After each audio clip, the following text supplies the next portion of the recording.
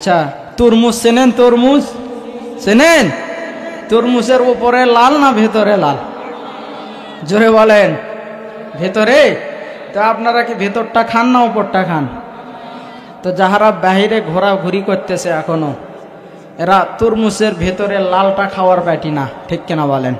এরা হলো ওই তরমুজের উপরে যে সবুজ কালার আছে না, এই সবুজ কালারের এই ঠোঙ্গাগুলো খাওয়ার পাটি, ঠিক কিনা বলেন?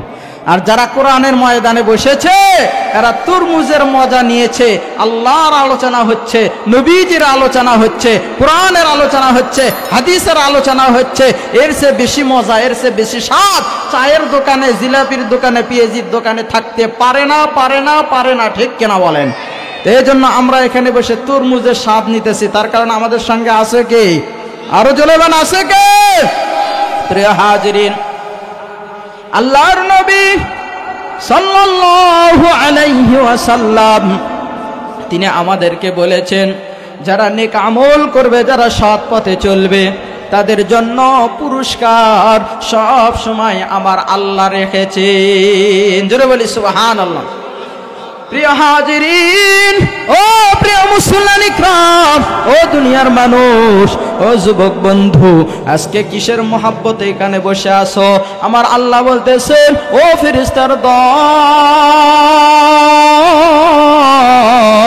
চালিতে বাড়ির এই মুরব্বী বাবাজিরা, চালিতে বাড়ির এই যুবক বন্ধুরা, এই শুধু খড়কুটোর মধ্যে কেন বসে আছে? তাদের বাড়িতে কি লেপ নাই, কাতা নাই, বালিশ নাই? তাদের বাড়িতে তো লেপ আছে, কাতা আছে, বালিশ আছে, এরপরেও কেন শুধু খড়কুটোর মধ্যে বসে আছে? ফেরেশতারা বলেন, আল্লাহ আপনি তো বলেছেন যারা কোরআনের আলোচনা শুনবে, যারা নবীজির হাদিসের আলোচনা শুনবে, যারা হকের পথে চলবে, হক কথা বলবে, তুমি তো তাদেরকে জান্নাত দিয়ে দিবা। এই জন্য চালিতে বাড়ির যুবকেরা, চালিতে বাড়ির মুরব্বী বাবাজিরা এই জান্নাত পাওয়ার আশায় বসে আছে। জোরে বলে আল্লাহু আকবার।